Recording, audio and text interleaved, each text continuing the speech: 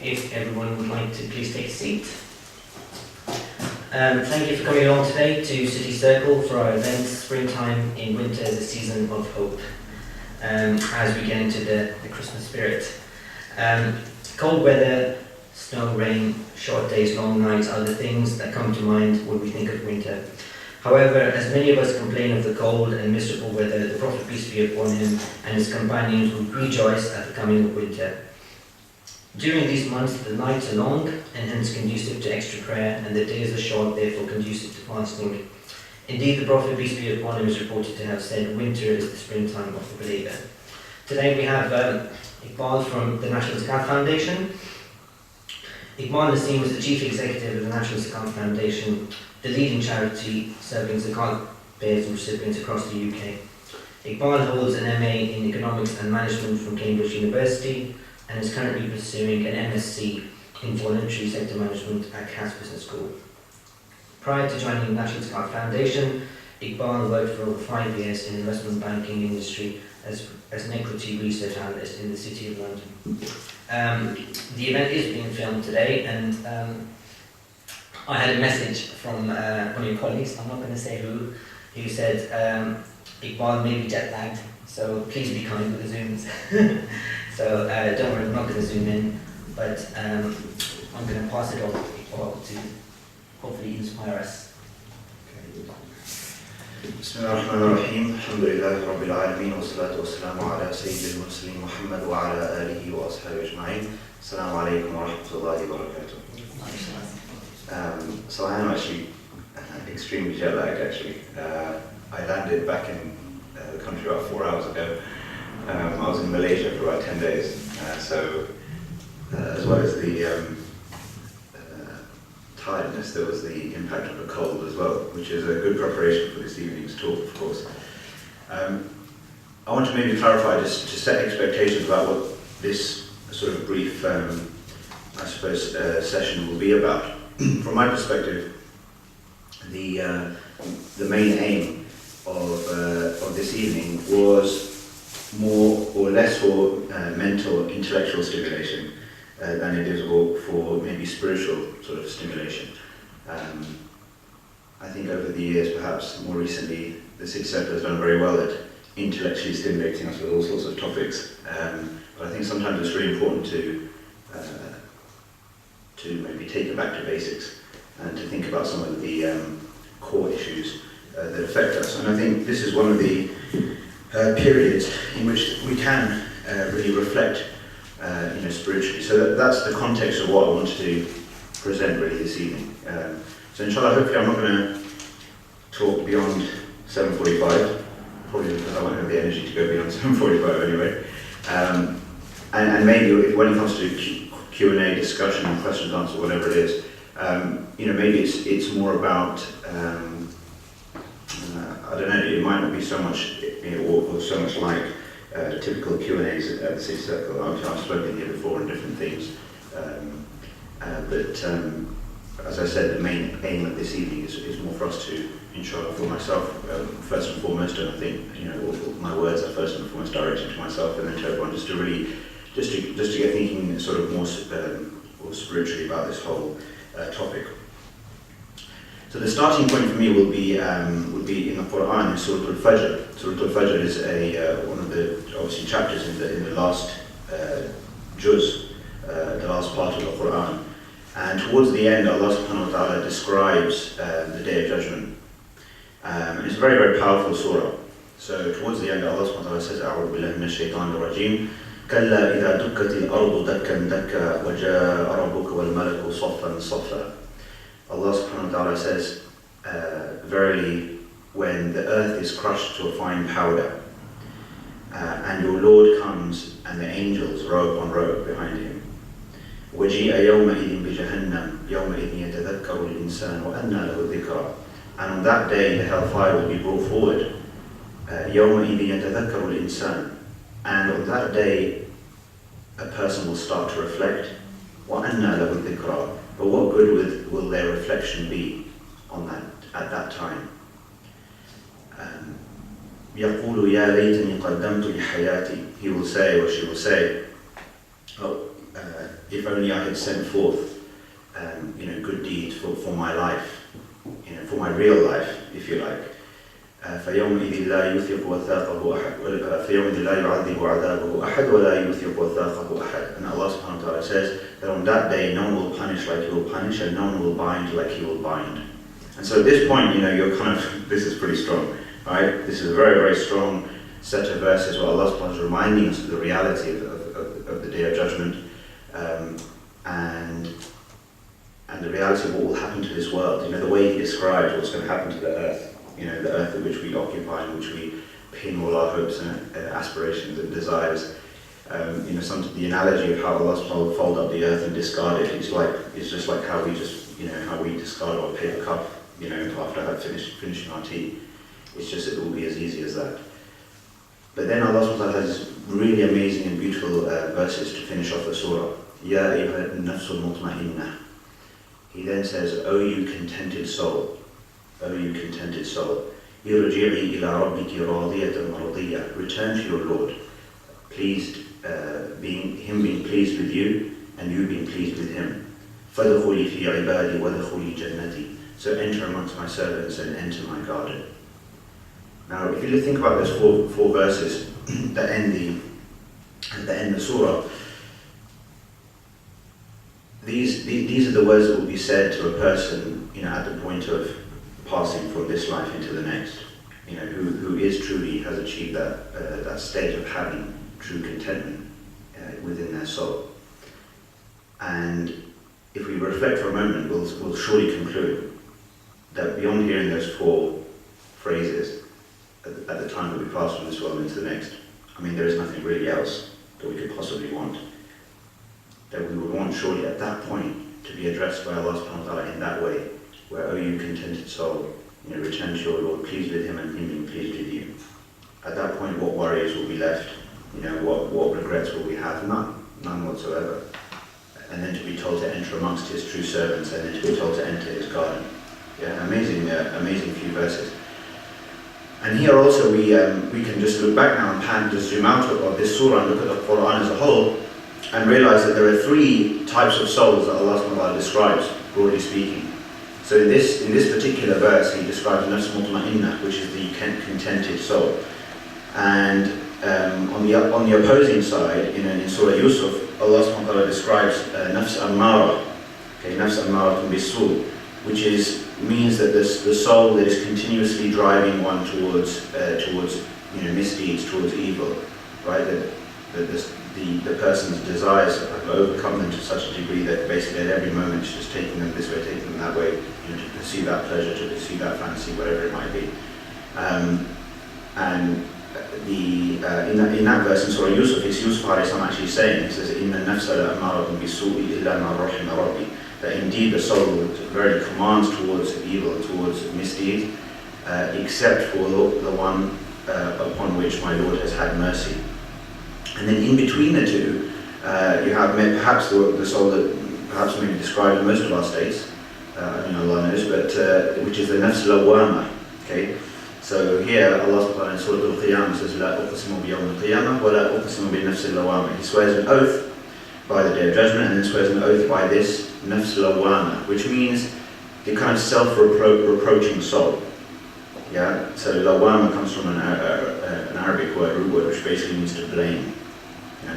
So it means that the soul that keeps checking itself, keeps blaming itself. It makes a mistake, or realizes it's made a mistake, and then it reproaches itself and tries to improve again, and then realizes it falters again, and then reproaches itself again. It's in that kind of middle stage, kind of making mistakes and correcting itself, making mistakes, correcting itself, perhaps neither going too far down, but nor aspiring to the greater heights where one is in that more content, if you like, the contented soul stage, where goodness is the norm, goodness is natural.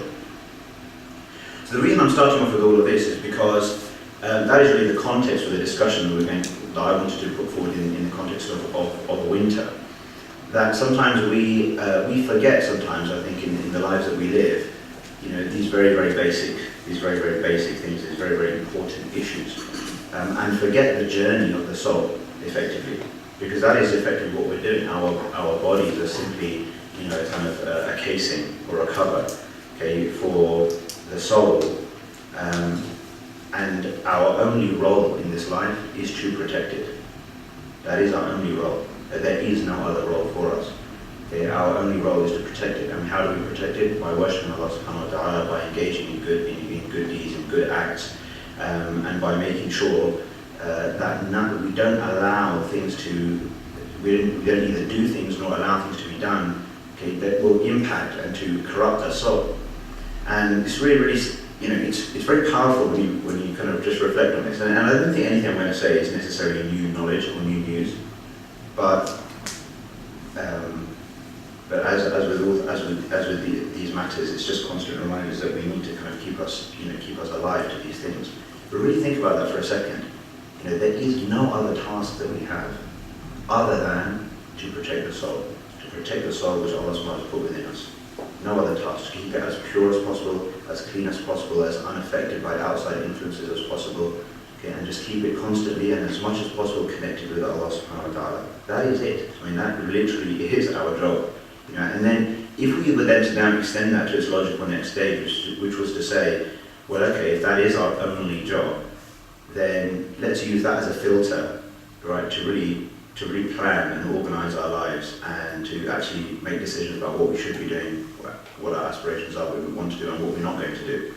Honestly, like, we will end up, if we really do that in a kind of very objective fashion, we'll probably end up cutting out a lot of what we do. You know, we'll probably end up cutting out a lot of what we do, and we'll probably start doing a lot of things that we should be doing. You know, just imagine, I like to give this analogy because it just makes it a little bit real for us, but just imagine we were in this kind of, you know, sort of alternative type of existence, if you like, where, you know, at the point of birth, right, and then at the point of maturity, you know, we're all entrusted with a vase, right? Every person, okay, is entrusted with a vase, a very ornate, okay, very sort of a beautiful, delicate vase, and your only job, okay, you're told at that point by your parents who also have their vases, and your uncles who have their vases, and everybody else. Your only job, they say, is to make sure that this vase stays intact. That's it. That's your only job. So just imagine now we're all sitting, we've all got our vases, right? Next time. It's easy now because obviously there's not many people here, so we can keep it guarded. But just imagine, you know, there's a lot of people around at the end, and you've got to get up and you've got to walk out. You know, what's the only thing that you're thinking about? The only thing you're thinking about, if you're not losing track of what your purpose was, or was told to you, was to keep this vase intact. Now just think about how you would move. Think about how you get into the tube. Right? Think about how you walk and how every single decision, okay, would be made in the context of simply just protecting the vase. Right? And if you've got a crack here, or you've got damage here, or all the rest of it, then there's things that you can do too, or to perhaps repair it, you know, keep it going, at least keep it broadly intact. But if you allow it to just, you know, even momentarily perhaps, you know, loses track of what the task is, you know, the vase can fall, can break, can collapse, perhaps almost beyond repair, perhaps. So, in a way, our task is very similar, but our level of consciousness about the task sometimes really falls away. And I think that just to kind of finish this introductory comments, if you like, really significant in another surah close to the one that we looked at earlier in the 30th juz, is Surah Al-Shams. You know, Allah subhanahu wa ta'ala, this is the chapter in the Quran which begins with like 6 or 7 oaths, right? You know, when Allah subhanahu wa ta'ala swears an oath by something, then obviously whatever he says afterwards is a serious matter, right?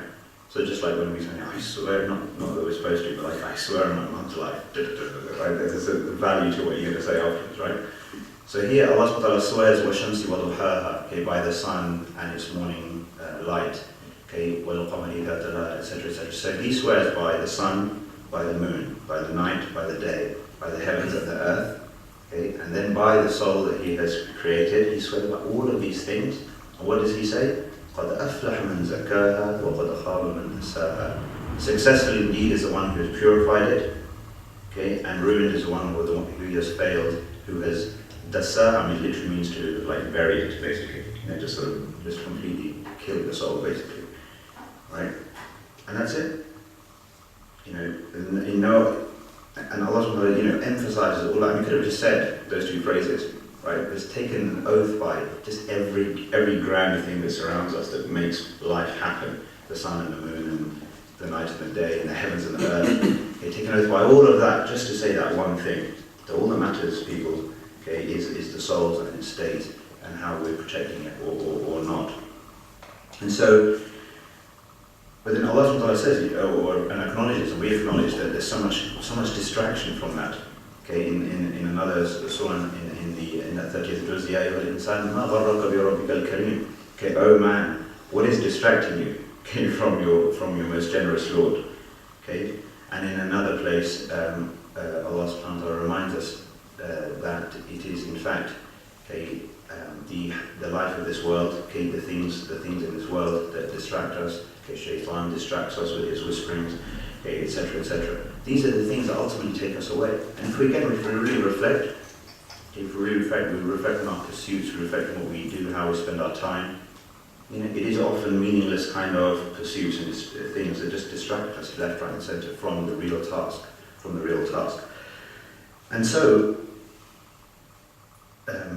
taking all of that into account, now let's look at winter in that context and this period that we're in. Because as Ramiz mentioned in the introduction, those people who knew this, or who knew everything we've just said, not just knew it in terms of in their minds, nor did they simply articulate on their tongues, but actually lived every moment of their lives true to this ideal that we've mentioned, that they understood that their only role was the protection of their soul and the enhancement of it and its purity, etc. And when they came across, or they saw winter, and in fact any opportunity, in fact anything, in fact, that they would draw a sign from it, okay, or draw a lesson from it, or draw an opportunity from it to advance them in their cause. And you know, the example of the person who really takes it seriously is the example of, okay, the person who, you know, the boxer is preparing for his boxing match, okay, or the marathon runner that's running the marathon, okay, or the swimmer that's in a race swimming. I mean, just imagine, right, so it's the Olympics, okay, right, London 2012 or whatever it is, 2016, okay, and you're watching any race, and so it's either in athletics or it's swimming or whatever it is, right, but it's a race, okay, here's the start point, here's the end point, and you're watching it, and then suddenly, like, all these runners just start going in a different direction. You know, they just start going in a different direction. And there's one or two that kind of, you know, going as they should be, but then some of them start swimming across the lanes, and some of them, I mean, but that's what we do, right? That is exactly what we do, because we know the start point, we know the end point, but then we kind of do this whole, you know, thing in the middle where we're just going this way and that way, just forgetting the objective, right? So they knew what their objective was, and they were like, straight, that's it, we're just going straight for that, anything else will just move out of our lives. So when they came to winter, they were like, okay, this is amazing, right? They were saying, well, actually, no, this is winter, it's cold, yes, okay, the lights are, it's dark, it's wet, it's miserable, all of that stuff, but it's an amazing opportunity. Why was it an amazing opportunity? Because, as mentioned, as Ramiz mentioned, and as was mentioned by many of the scholars, okay, that they mentioned two things mainly. Okay, the long nights, facilitating prayer, and especially voluntary prayer, the tahajjud prayer, and short days that facilitate fasting. Okay, so fasting and prayer were identified, okay, as the two deeds that would be much easier to do. Abu Hurairah, radiallahu anhu, a very famous companion, very famous narrator and reporter of many of the hadith, the traditions of the Prophet sallallahu alaihi wasallam. Okay, he said, "Shall I not point you towards the comfortable proceeds?" And they said, "Oh, Hurairah, what are the comfortable proceeds?" And he said, "Fasting in the winter." Okay, it's like Christmas sales for the shops. Yeah, like Black Friday. Yeah, it's like easy. Okay, it's easy. And just in the same way that they will benefit from that in a worldly sense, okay, Abu Hurairah was saying in a sort of in a spiritual sense, this is like easy gains now, easy gains. And so let's look at fasting for a second, because I think it's really important, and I think obviously the whole purpose of this, inshallah, reminder for myself and all of us, is that we really take some key action points out of this for all of ourselves, right? That let's not be of those people, and that fast Ramadan and then fasting falls away from us. Okay, fasting is actually such a beautiful and amazing deed. To remember that Allah subhanahu wa ta'ala says in one of the hadith Qudsis, he mentions that, you know, all of the other deeds are for the son of Adam are for him, but fasting is for me. Okay, and so there's many kind of interpretations of what precisely that means, but one of the one of the things that's mentioned is that that only Allah subhanahu wa ta'ala can really could, you know, the measure of the reward for fasting is so endless and so massive that only Allah subhanahu wa ta'ala can really have kind of that He's kept that deed special to Him, because, and then some of the scholars mentioned, because fasting encapsulates all the qualities of patience. Okay, and in the Quran, Allah subhanahu wa ta'ala says, إِنَّمَا يُوَفَّى الصَّابِرُونَ أَجْرَهُم بِغَيْرِ حِسَابٍ. Indeed, the patient people, they will be given their reward without any measure.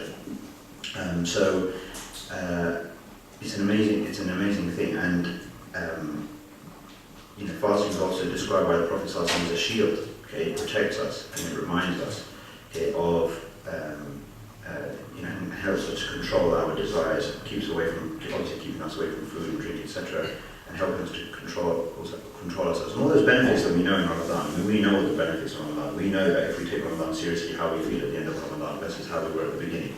So all this being said is, well, why don't we have some continuity with that across the year? Okay, so the Prophet ﷺ used to fast sometimes 3 days of the month, in the middle 3 days of the month when the moon was there, when the full moon was there, okay, or 2 days a week, Mondays and Thursdays. Okay, and he would say that these are the days on which my deeds, the deeds are presented to my Lord. So I would want to be in a state of fasting when that takes place. So let's really do that, because look, practically speaking, right now, you know, we're talking about what, 6 a.m. to 4 p.m. Yeah, before you know it, I mean, it's done. Yeah, but also we shouldn't kind of get into whilst we recognise the ease of it, we shouldn't kind of sometimes trivialise fasting the way that we sometimes do, and think about it only in the context of the food and the drink and, you know, the hunger and the thirst, because that's really level one, right, as we all know. Okay, real fasting is about fasting from one's desires, from one's base appetites, from one's and the aim being obviously closeness to Allah subhanahu wa ta'ala. So let's really adopt that. If we're not, let's adopt it. Okay, 2 days a week, whatever it is, you know, 3 days a month, whatever we can do, but something that's good, easy for us, manageable for us, and regular. Right? If you really want to go for it, then on alternate days. Right? This is what the fast of Dawood al-Islam. The Prophet ﷺ described as the best fast. Okay, it was the fast of Dawood al-Islam. Fast one day, then don't fast, and fast one day, then don't fast.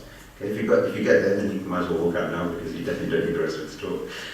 But that's if you're really feeling pumped up after this. So that's that. And then the next one, of course, with about the long nights, okay, and the tahajjud prayer. SubhanAllah, you know,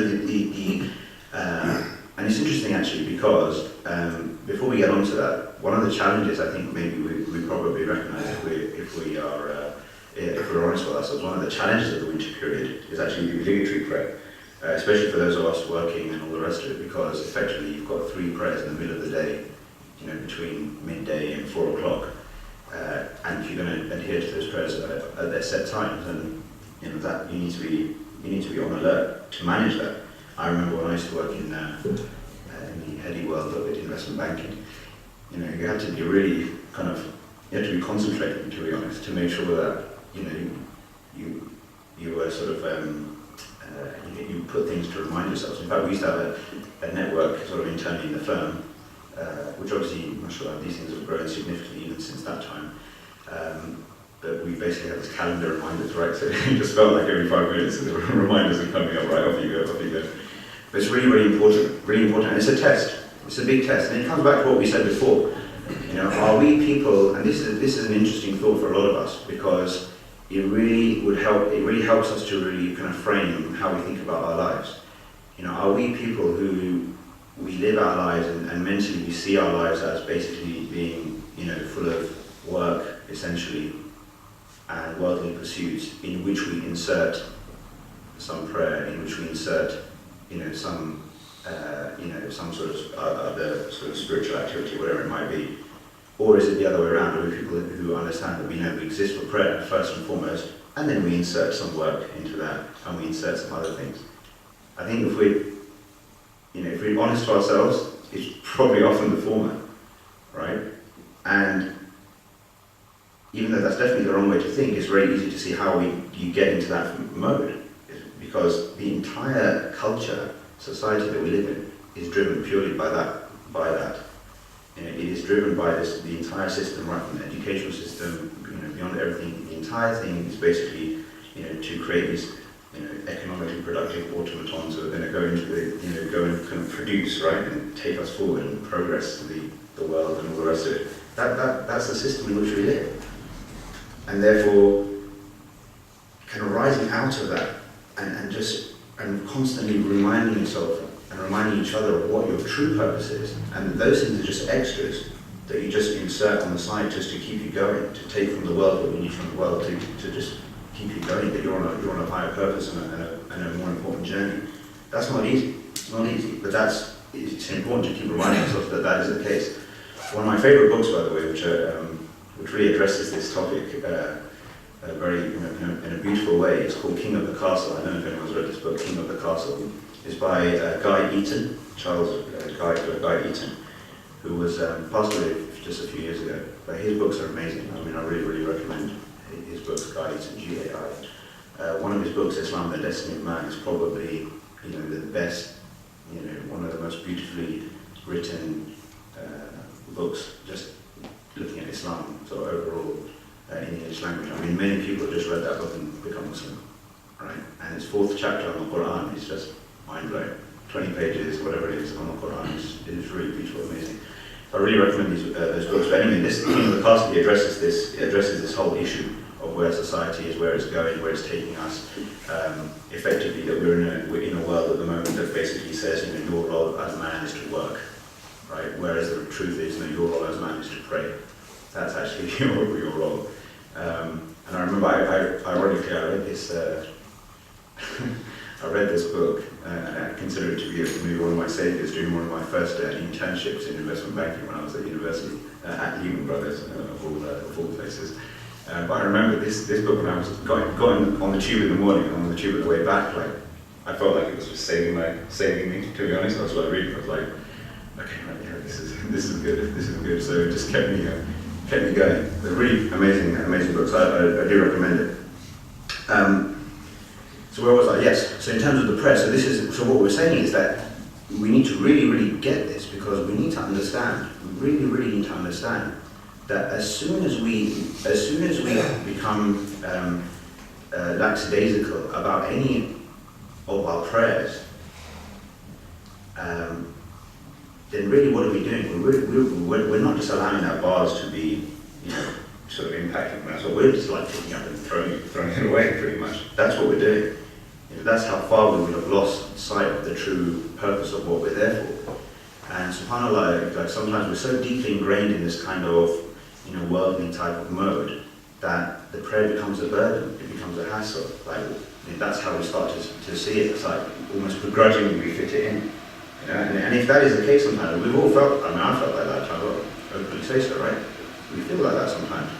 That's when we've really just become covered up with all this fluff, which is, this world basically, which is kind of turned the reality of how we should be looking at things really upside down. But it's really important that we understand that as soon as we allow anything else to get in that way, and really reflect for ourselves, what is it really of importance we're allowing to come out as a priority, over that. Very, very important. How is it that we can say to ourselves that everything else must be timely? The work that we do must be timely. The things that we, whatever my boss requires of me must be timely. All these other considerations must be on time, must be done properly and correctly. But the prayer can wait. My connection with my, my Lord. You are the boss. In my case, well, sort of. Yeah, but to be honest, even so, to be honest, in my current role is in working with in the charity world, I suppose because I'm more passionate about it, I work probably twice as much as I ever worked in investment banking, believe it or not. And so you become busy, and sometimes you become, even in that kind of line of work, you can become busy in the kind of mundane sort of tasks of what is required to do that kind of stuff. You can still become very, embroiled in all of that.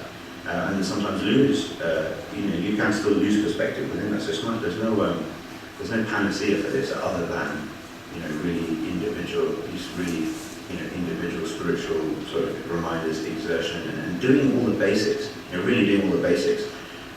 Let's consider, for example, what is the state of the extent to which we consciously, proactively engage in the dhikr of Allah subhanahu wa ta'ala, right, and remember Allah. Yeah, how do we do that? I mean, do we consciously say Bismillah every time before we eat? Something really simple. Or we enter the home, right? do we consciously say with meaning and with an understanding the prayer that is there to, after we finish eating?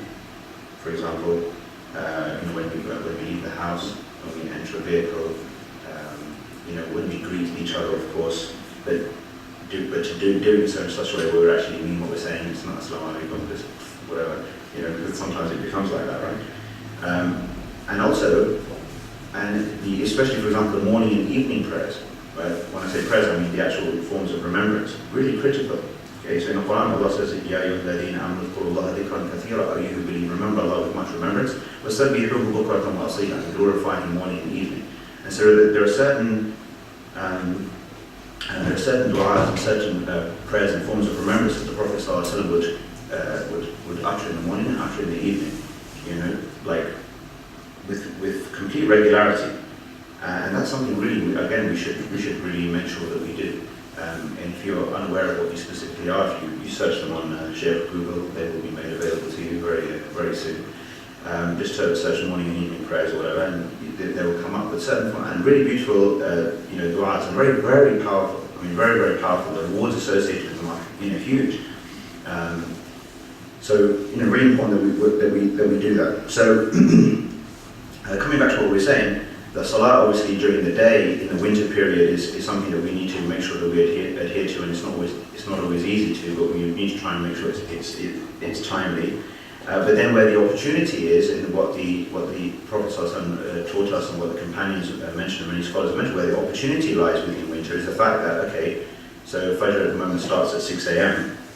and therefore getting in maybe 2 units of voluntary prayer or some dua in that last third of the night, which is such an auspicious part of the 24-hour cycle, okay, is a lot easier than in summer, when everything feels like a mission.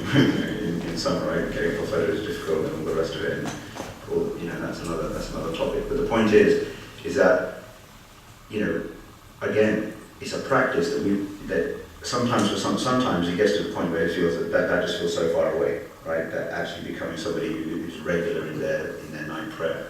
But it is a practice which pious people of the past, if they miss one night prayer, they would just they would just be saddened for days. To be honest, they think they've just missed a huge treasure, because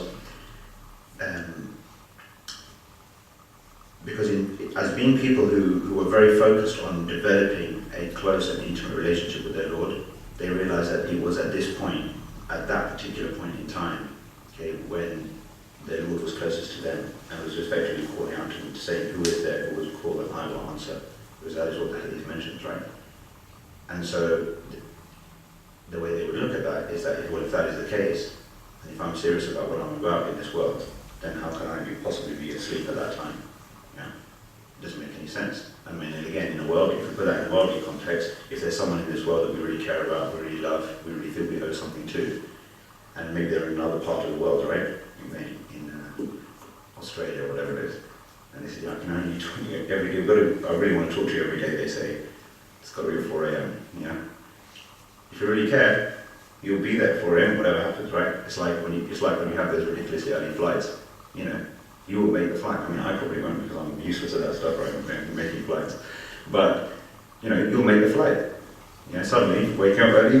Oh, it's actually perfectly possible, right? So this is. But the point being, now in winter we have that opportunity.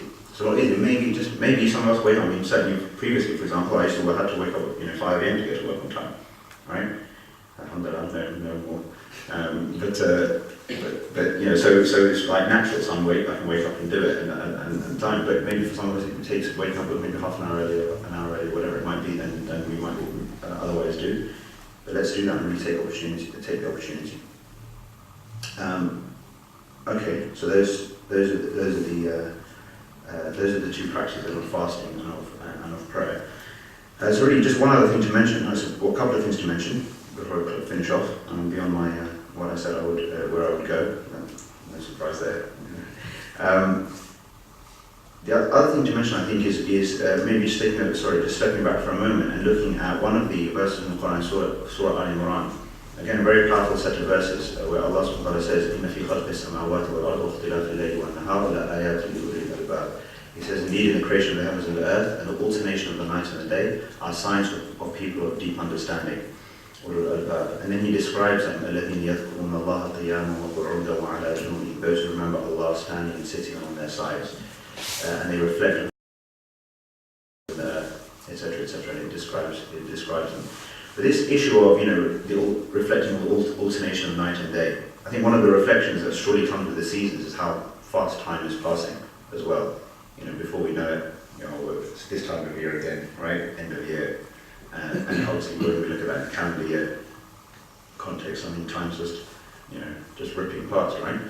And there's a particular scholar called Ibn Rajab al-Hanbali, rahimahullah. An amazing, one of the amazing scholars in Muslim history, who gained acceptance really, across all sorts of schools of thought and everything within Islam. So he has a book actually called Lata'if al-Ma'arif, which is all about the various sort of the subtleties, if you like, or the blessings associated with various parts of the year. So he has this whole section on winter and what it means and why it's important and all the rest of it. But then he mentions his poetry, which relates to some of what we discussed earlier. He says, how often does winter come, then summer, and spring goes and autumn comes, and we go from hot to cold, and the sword of destruction is raised over your head. And he says, O you who is insignificant in this world, till when will procrastination deceive you? You who seeks what is temporary, till when will your heart be busy with what is temporary? Strange is the one who humiliates himself for this world, while a piece of bread would suffice him for each day. Okay, so really reflecting on that passing of time, that going and coming of seasons, and really reminding us that we pursue so much more than we need to get along in this world. Sometimes when you travel and you see, and recently I've been in, obviously as I mentioned, I was in Malaysia, and a couple of friends of mine there who were with me, and we were there for, I wasn't there for a holiday actually, I was there for some of the work stuff that I'm doing.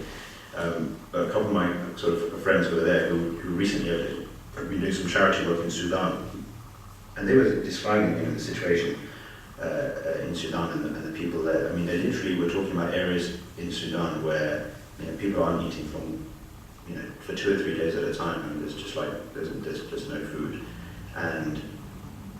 but they described when they visited, and they described the fact that the level of contentment that they saw there, and we've all heard this, right? We've all heard this before, people say this. The level of contentment they saw there, they said they just can't understand.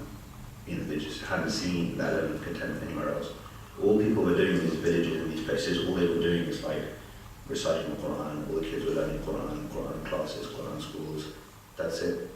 Worshiping Allah, learning Quran, worshiping Allah, learning Quran. Every 2 or 3 days, food would come from somewhere. No one knew precisely where it was coming from, to be honest.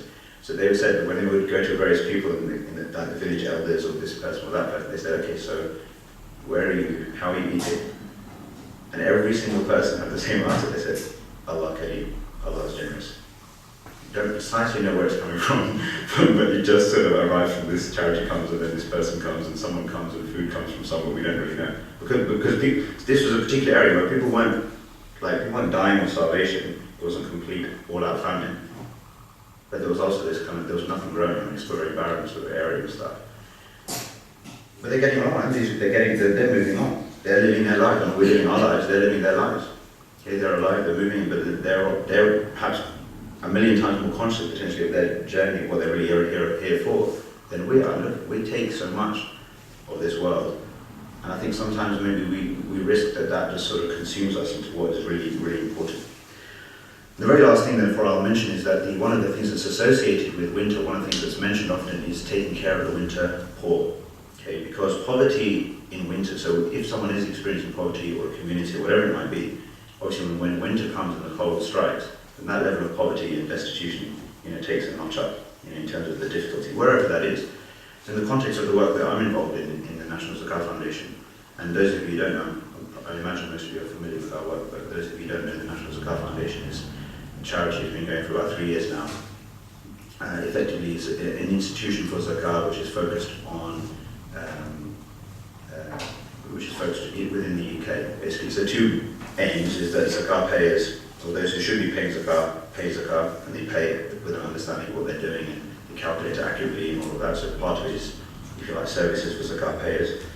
And the second half is those people who are in the UK who are actually eligible to receive zakat, the poor, the destitute, sometimes refugees, asylum seekers, whatever it may be, that they are actually supported by our community rather than us forgetting about them completely. Those people are right on our doorstep, if you like.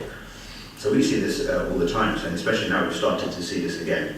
And we've just launched a campaign in the last couple of weeks, a winter campaign in relation to this, because somebody who is homeless, for example, well, homelessness now is not like homelessness in July, clearly. So there's that outdoor poverty issue, if you like. And even indoors, it's a similar thing. So we often get applications and referrals now from individuals or families, whose financial situation is so on edge that basically when winter comes, it's choices between heating the home or eating, basically. So it's like, do I put this extra money to the electricity meter just to keep it going for a bit, or do we go out and buy some extra food or whatever for the home? And a lot of people, because of it is more expensive basically to live in winter, in effect, whether that comes because of clothes, whether that comes because of bills, whatever it might be, and therefore risk of eviction goes up significantly as well. So actually, ironically, I just landed back, but I got an email today, just on the way here, I was reading it, from exactly about this, about a case like this, where a lady and her husband and kids, whatever, like they're really struggling with the finances. Costs have gone up in the last kind of month or two, and effectively at the point of of potential eviction or what have you, and then in danger of just being out for some time. And similarly, another case we got recently of somebody who's been in Home Office provided sort of accommodation because they were an asylum seeker, and now they've been granted sort of leave to remain, but they put a very kind of quick deadline on when that Home Office accommodation now needs to be freed up for somebody else, basically. But with no guarantee that the next stage will be put in place. So there's that interim period where someone's now, they're sort of, this is another charity now, they're saying, is there anything we can do, because they're worried that in the interim, there won't be any provision, so that this particular lady in this case will be, might be out on the streets. So these are very, very real issues I think that people are facing, and again, internationally it's a similar thing, right? So in Syria, Gaza, whatever, when as the winter strikes, those people who are already in very difficult situations are going to be in extremely additional difficult situations. And so Ibn Rajab al-Hanbali, just to close off, in his book that I mentioned, he mentioned this specifically, and he says specifically that taking care of the poor in the winter is specifically important and a great deed. And he mentions an example of a righteous leader who, when he heard of a woman and her 4 orphaned children, when he heard of the fact that they were exposed in winter, they were suffering from the cold and that they didn't have enough to eat, that he sent somebody to go and, with provisions to go and deal with this situation. And then he himself, from the time that he sent off that person till the time that that person came back, he stood outside and took off his own clothes, and he said, I will not experience the warmth, and I won't experience comfort until I know that they've been taken care of.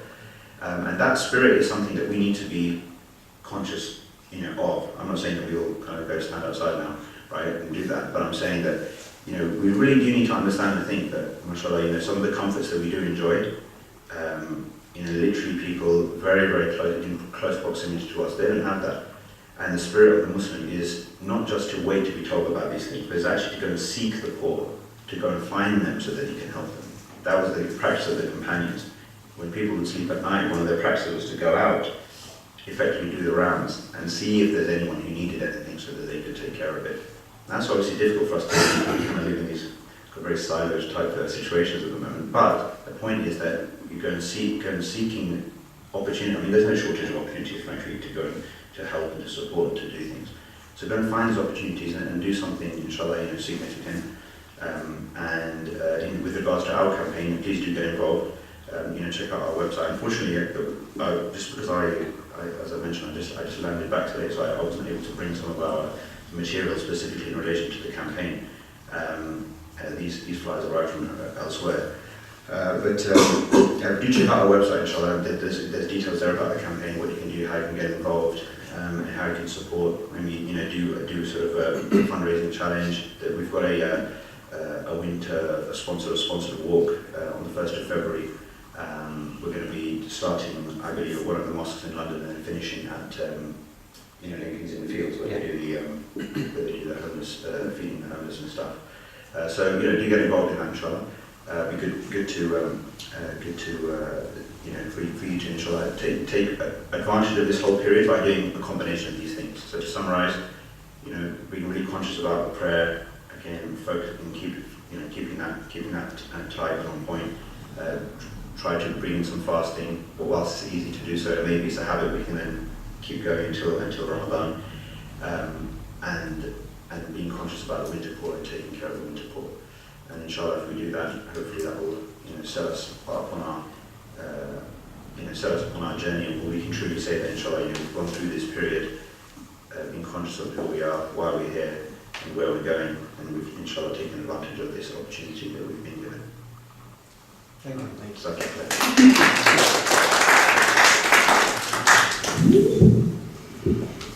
Thank you, Mark, for that inspiring as ever. I remember we were playing a football tournament last year, and we were waiting around for the next game to start, but we couldn't see any of the players. And I looked around, and they were all gathered around one of the trees, and we went over, and everyone was gathered around Iqbal, listening to his sermon before the tournament started, around team spirit, and it's just always great to... Not to start fighting. Before a football tournament or Muslim brothers, you've got to basically remind everyone not to start swearing and shouting and killing each other. So today, I think, usually we try and limit the amount of time people have for their questions, but today I think we're going to try and make it a bit more interactive, so I'm going to invite questions as well as comments. So who would like to kick us off with the Q&A? Yeah. So can you just explain, you said your background was in investment banking, but what inspired you to actually move away? I'm sure the long hours didn't help, but sort of moving away from investment banking and moving more towards the sort of... Yeah.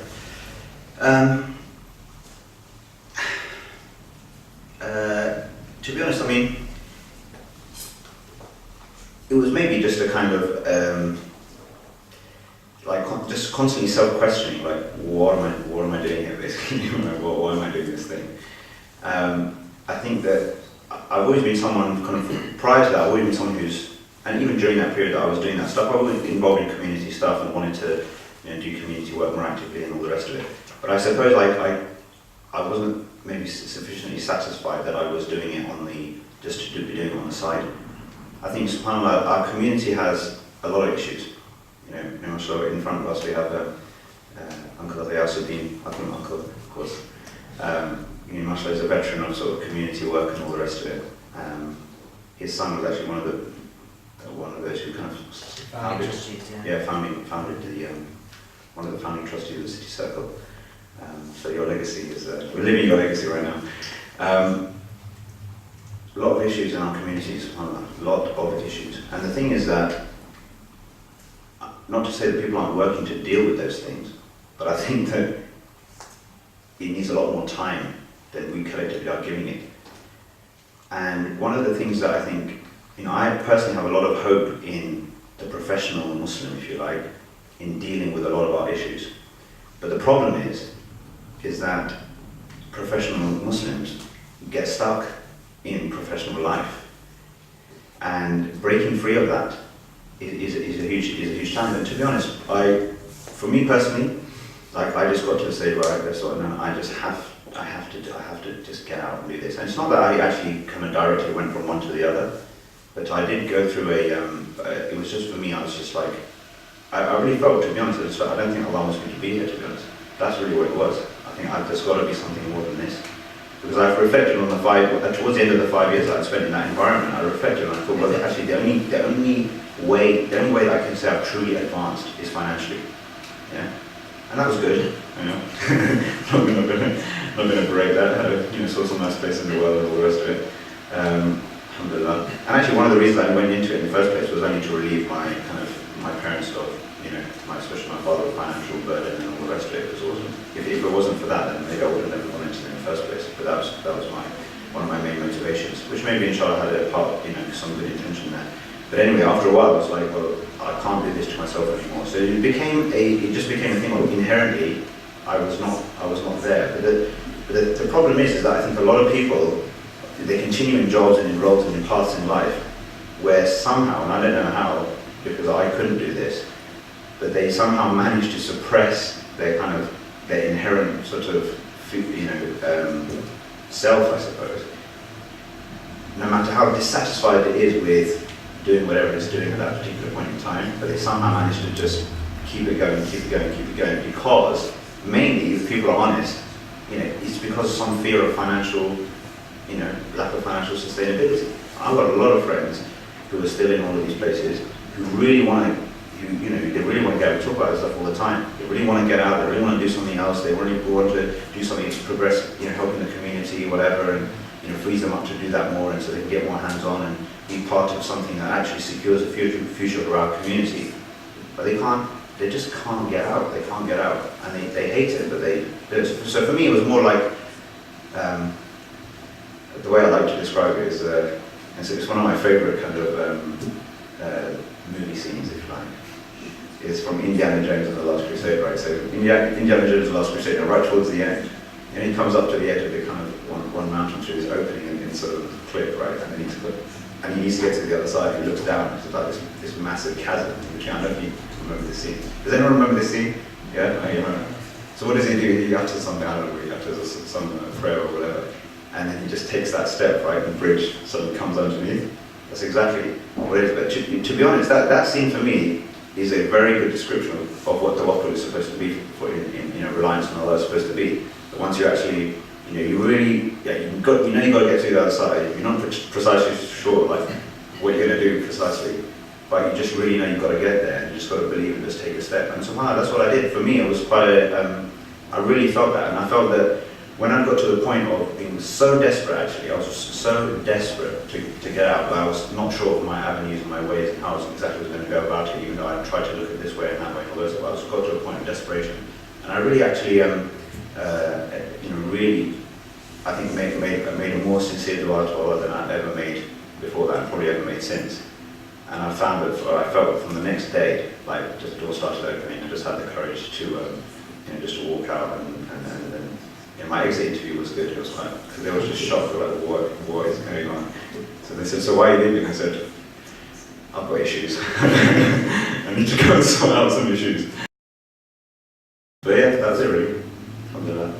But I think, so if there's anything to be taken from that, I would say, really to assess that. I'm not saying that working in these areas is obviously per se wrong or anything like that, but I am saying that it needs to be. Like people need to understand, people need to put things in their place, because people need to understand work from the point of view of the life of a Muslim, as I mentioned before. Work, the purpose of work, is to have enough so you can fulfill your financial responsibilities to those around you, from an Islamic perspective, right? So be able to take care of your parents, but to take care of your spouse and children to a fair degree. Right, to what is kind of perhaps a sort of, so you're doing it justice, let's say, and then you can inshallah contribute more and all the rest of it. But the problem is that for us, again, because of the environment, it just becomes so much more than that. And then what is required as the norm, if you like, to do justice to that, when you get into the mortgage and then what kind of schooling, blah blah blah, and it all just adds up. So it just becomes so all-consuming. So I think you just have to take a thing like take that kind of, just have that courage sometimes. Because for me, as somebody who, I'm still living, right? I'm still operating on some minor percentage of, what I was operating on before. But it's fine. So you realise actually you will end up living to the standard that you earn, basically. So if you have that money, you will end up, to have the discipline to live on, what do you need to live, I don't know, 40 grand, 30 grand, whatever it is, right? People have their different estimations of what that might be. But let's just say, right, 40, 45, whatever it might be, to kind of, okay, I can sort of get along comfortably, let's say, I don't know, right? But when you've got 300, 400, 500, to have the discipline to still live to that level, and then to do something more meaningful with all the rest is very, very difficult. Very difficult. Were you just giving away the salary you used to be on? Sorry? Did you just give away the salary you used to be on as an investment banker? Well, I gave quite a big range there, so. One question here. First of all, I wanted to congratulate you for the exit, because then the company went into turmoil after that. So, No, I was there actually at the you saw time. you were there. I was there on the day. It's really good actually, because so it was the 15th of September 2008, so obviously ingrained in my memory forever. Yeah. So I had just been in Lehman Brothers for 2.5 years, right? And but that was the year that Ramadan and September were like completely aligned, right? So 15th of September was also 15th of Ramadan that year, and that was a Monday, and I had my Umrah ticket booked for that night. Okay. So ironically, it was done on that night. So I came in the morning like everyone else. I mean, I didn't bring a cardboard box. I mean, I don't understand. Yeah, these guys walked out with a cardboard box. I mean, if you're going to do it, at least do it with some style, right? Walk out with a cardboard. So I bought a proper sports bag, whatever. Yeah. So it was the most bizarre thing. It was because it was like all these people just walking around in the ghost town. Because every morning everyone would be like, everything was like kind of mad and busy and all the rest of it. And people just like came in on Monday morning and we were just sort of standing around talking to each other. And by the way, just to add this, you saw some crazy behaviour there. You saw people completely breaking down, but people were literally breaking down in tears and all the rest of it. I mean, that just shows the level to which, how tied in they were to this whole thing. And the other mad thing, right? You saw investment bankers who were paid this ridiculous amount of money, looting stationery cupboards, right, before they left. Like, grab as many highlighters as they could before they left. Bizarre behaviour. Anyway, the point is, yes, I went and that night I went. So anyway, yeah. Okay. The question was basically, I know we can obviously help financially, but what are the other practical ways of helping the organization? Like, what can people do to help, let's say, the homeless at this moment in of the year when it's cold out there, when some charities maybe give soups away? Are there any kind of practical ways of helping? Yeah, sure. So I think first and foremost is one of the most difficult things, I think we'll all admit to this, right? One of the most difficult things is that when you pass somebody who is in that situation, to actually, like, not just walk past. It's really difficult, right? We've all done it probably. Just walk past and it kind of guilt trips us for about 30 seconds and then we pick up the Evening Standard and move on, right? So but the point is, when you do that, like in my experience now, more often than not, obviously now, I will kind of stop, take time, see what the situation is. Can we do anything? Can we not do anything? I mean, sometimes in SubhanAllah, like some people are in it's deep. Their issues are very deep, and I don't know if some of you heard of this, but like in South London at the moment, in Tooting, there is I'm not sure, maybe I think from Somalia, there's like an elderly woman, right, and maybe 30-year-old son or something. Like they have been on a bench there for literally over 12 months now. I think more than 1,000 people have probably stopped and tried to kind of do something about it, but there's a deep like psychological issues going on there. Like they can't just be lifted out and moved into a room. It's pretty crazy. But anyway, point is that but I think sometimes you actually, I've had some crazy conversations. You find some of the most articulate people. The saying, the guy's got a master's degree and like this and that and all sorts. Just had a job until fairly recently, and I was saying, like, what is going on? It's crazy, right? But you can do so. So I think that would be my first thing, is that to be kind of conscious about it. Because one thing I do feel sometimes is dangerous in these things is that sometimes people get involved in stuff like this. It's almost like, I don't know, to make themselves feel a little bit better, if you like, and then kind of move on. So don't be somebody who kind of turns up to you volunteer at a soup kitchen for a couple of weeks and you're helping out, and that's great. But then the next day, a situation like this comes along and you don't do anything. Do you know what I mean? Because that's not quite right. But I think in terms of what you can do practically, I think in those situations is those kinds of situations is you have kind of there's various sort of street search kind of numbers and stuff. So if you go online, I think it's called like Street Link or Homeless Link or something like this. Like if you go on, you search it and you'll find that there is specific teams and numbers that you can call, like in certain situations where you find someone, they'll actually send specialized people to come and talk to people who are on the streets and stuff and take them off. So kind of Google that, keep that on your phone, and so when you come to that situation, you can do that. So that's one thing. In terms of practically, in terms of our charity, beyond sort of donations or what have you, the thing is, the way we work is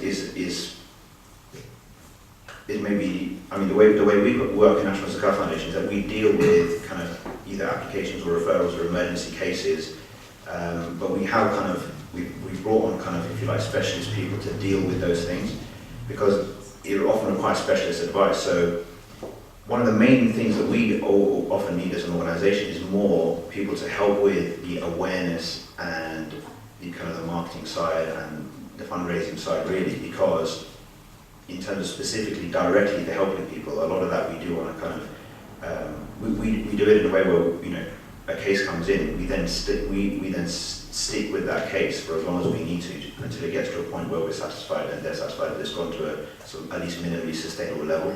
So sometimes it's like months of work with a case, and we've got caseworkers who have, you know, specific backgrounds who are able to then, you know, immigration law backgrounds or benefits understanding or whatever it might be.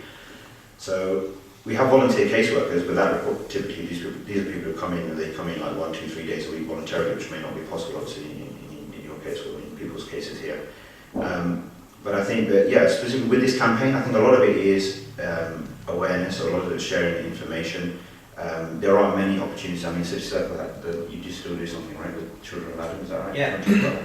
So we work with a volunteer group called Children of Adam, and you mentioned Lincolnton Field, so there's a soup kitchen that runs every Sunday from 6 o'clock and lasts for around an hour, and we distribute hot meals, sandwiches and drinks to up to 150 people. And like you said, there's a wide range of people that you would see there, really articulate, including, you know, investment bankers, so ex-investment bankers. I would really encourage you to come along. It runs throughout the year, so 52 weeks of the year, every Sunday at Lincolnton Fields. And if anyone's interested, please get in touch with us afterwards. So that's one of the ways to get involved. And I don't know if there's an opportunity to get involved with one of your shelters where people can volunteer there. Yeah, I was just going to mention that. So we at National Zakat Foundation, we operate 4 housing projects. 3 of them are for homeless women and 1 for ex-offenders. Young ex-offenders. So the two of these projects are in London. One in South London, which is for homeless women, and one in North London, which is for young ex-offenders who've just come out of prison. So both of those, like, there's an opportunity to get involved in terms of like from a mentoring perspective. And I think this is actually an important thing, that where you can get involved in even more kind of preventative type stuff, if you like. You know, mentoring young people maybe from disadvantaged backgrounds who might otherwise, you know, end up going down the wrong path or what have you. That's a good way to get involved. So even charities like Mosaic, for example, they have a mentoring program. You know, you could get involved in that. That's something that I think definitely is beneficial. But there's loads of options, right? There's a lot of different options. I think the feeding one is fine. I think, you know, for example, at the moment, you know, you've probably seen recently the BBC headlines. There's this stuff around, you know, just this is more broad now. But the fact, you know, a lot of loneliness, right, especially amongst elderly people. So this, I can't remember this figures exactly, but said X,000, you know, elderly people are going to, you know, feel completely isolated, basically, you know, during this period. So even stuff like that, you know, where there are charities where you can get involved and just spend time and go and talk to people. And, you know, these things are sometimes really difficult to do sometimes, you know. They're really sometimes difficult to get involved in. But I think it's really just try and take that step, and you'll find it's very rewarding, very humbling. And just reconnects you with the reality, to be honest, of what people are going through. And so I know you mentioned loneliness, and I think that's one of the reasons why a lot of people do come to the soup kitchen. If you come on a Sunday, it's just, you know, it's a big gathering, 150 people, and they get to talk to the volunteers, they get to talk to the other people that they see on a weekly basis. A lot of these people are on their own, and they are lonely, and so it's a combination of things why they come to the soup kitchen on Sunday. Any other questions? Yeah. So you gave us the analogy of Muslims being like swimmers in a swimming pool or athletes on a racehorse who know the start and they know the finish, but go backwards or go sideways and cross lanes.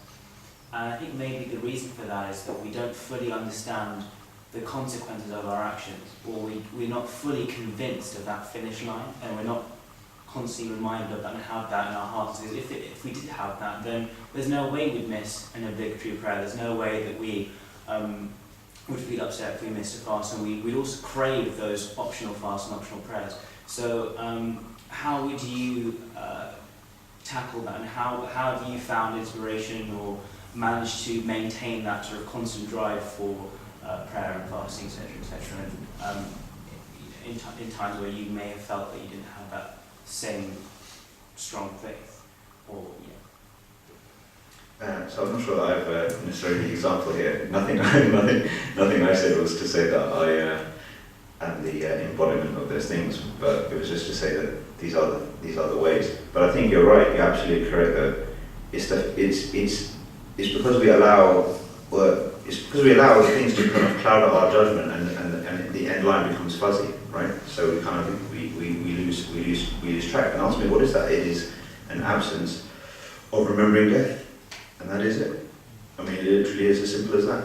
If we remember, even the Prophet ﷺ, mentioned that, and I'm paraphrasing, but he effectively mentioned that the hearts, become rusty, just like metal becomes rusty. And when he was asked, what are the greatest polishes, for the hearts, he said, recitation of the Quran and frequently remembering death. Because if you read the Quran and you really read the Quran with, pondering and deepness, and with a reflection, then Allah subhanahu wa ta'ala in every verse and every page is basically calling us back to that reality.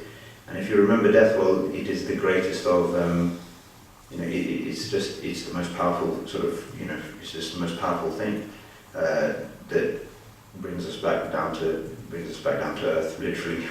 Brings us back down to earth in terms of, remembering where we're going. And I think that this is the thing for me, back to the original question, I think, the first question rather, in terms of one of the main things that moved me on from what I was doing to maybe what I'm doing now, is because I kept asking myself, well, when that point does come, and even beyond that, when you're standing in front of Allah subhanahu wa ta'ala, and especially everyone's presenting their deeds, right? And think about this, I mean, we're talking about billions of people now, right? Billions of people now standing, and their deeds, they're all being accounted for, being measured, your deeds presented, what have you. What am I going to have that's going to distinguish me really from anyone else? Yeah, that's a scary sort of thought.